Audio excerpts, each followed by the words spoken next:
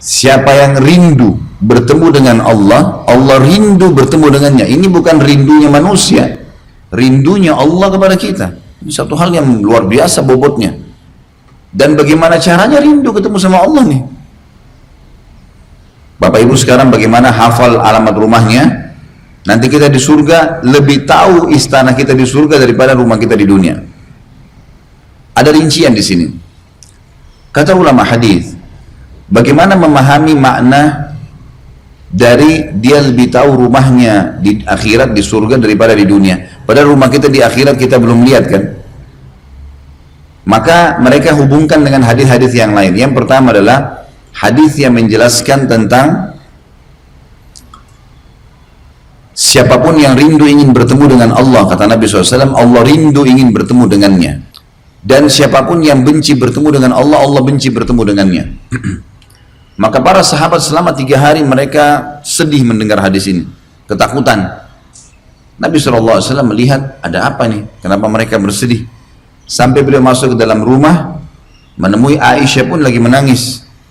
Lalu Nabi SAW tanya, kenapa wahai Aisyah? Kata Aisyah radhiyallahu anha, ya Rasulullah, hadis yang anda sampaikan betul-betul mengoyakkan hati kami nih. Rindunya Allah kepada kita. Ini satu hal yang luar biasa bobotnya. Dan bagaimana caranya rindu ketemu sama Allah nih? Apakah cukup dengan amal saleh? Kita tahu kalau kita rindu ingin bertemu dengan orang kan, kita luar biasa ya, mengejar, mengatur jadwal, pakai pakaian yang bagus. Apa kita sudah kerjain belum itu? Seperti itulah maknanya. Dan siapa yang benci bertemu dengan Allah, Allah benci bertemu dengannya. Aisyah bertanya, ya Rasulullah, makna benci di sini. Apakah kalau kami takut bertemu dengan takut dengan mati, yang mati itu merupakan satu-satunya cara untuk ketemu sama Allah? Nggak bisa orang ketemu Allah, nggak bisa menuju akhirat kecuali mati kan? Apakah kalau seseorang di antara kami takut mati, berarti dia benci bertemu dengan Allah? Kalau ada orang ditanya, kamu mau mati? Enggak, saya nggak mau mati. Berarti dia benci, nggak mau ketemu Allah. Kata Nabi SAW, bukan begitu wahai Aisyah. Tapi kalau orang mukmin akan meninggal dunia, ini prosesi sebelum pencabutan ruh. Allahu alam waktunya berapa lama, bagaimana prosesnya, hadisnya penyampaian begitu. Kita imani apa adanya. Kalau seandainya seseorang mukmin akan meninggal dunia, akan datang kepadanya malaikat-malaikat. Jadi banyak malaikat yang membawakan berita gembira kepadanya. Ini loh sholatmu, ini loh puasamu, ini loh zakatmu, ini loh hajimu, ini baca Quranmu, ini bakti sama orang tua. Diperlihatkan semua amal soleh yang dia sudah lakukan. Ini begini bentuknya, begini kadar balasannya. Lalu diperlihatkan oleh para malaikat setelah dilihatkan amal-amalnya. Nah, karena kamu begini amalnya, kamu akan masuk ke surga. Ini loh surga. Diperlihatkan penampakan rumahnya di surga, istananya di surga. Pada saat itu, sebelum orang meninggal. Jadi dia jadi tahu, oh istananya begini warnanya, oh begini luasnya, oh ini pintu gerbangnya, dia jadi tahu. Karena pada saat itu diperlihatkan. Maka karena dia lihat semua itu dan dia suka, maka dia pun rindu ingin bertemu dengan Allah. Maksudnya ingin mati segera supaya mendapatkan apa yang dijanjikan tadi.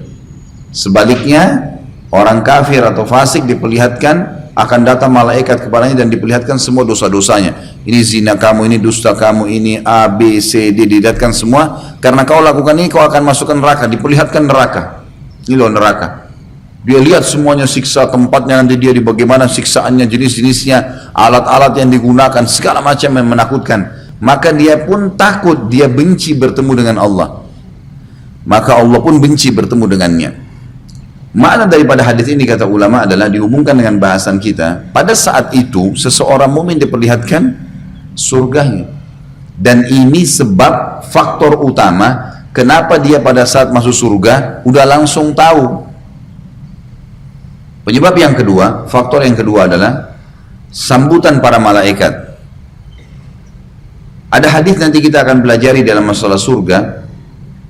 Kata Nabi SAW, demi Allah, seseorang di antara kalian, atau demi zat yang jiwa Muhammad dalam genggamannya, seseorang di antara kalian akan memiliki 10.000 pelayan di istananya. 10.000 pelayan ini dari bidadari, bidadara, malaikat, semuanya berkumpul dan dia tahu, dia lihat. Nah, 10.000 orang ini bukan jumlah yang sedikit, jumlahnya banyak sekali. Dan itu menandakan sebuah istana yang sangat besar. Seseorang kalau masuk ke dalam surga, maka akan terpandu oleh dayang-dayangnya ini yang menyambut dia. Karena nanti akan ada malaikat yang menyambut, salamun alaikum bima sabartum, selalu kalimat itu. Keselamatan buat kalian karena berkat kesabaran kalian, selalu disambut gitu ya. Maka terpandulah dia ke istananya karena semua dayang-dayangnya akan menyambut dia. Ini makna yang lain kenapa dia, atau faktor yang kedua, penyebab kedua kenapa dia lebih tahu rumahnya di surga daripada rumahnya di dunia. Karena terlalu banyak dan semua memang mengetahui.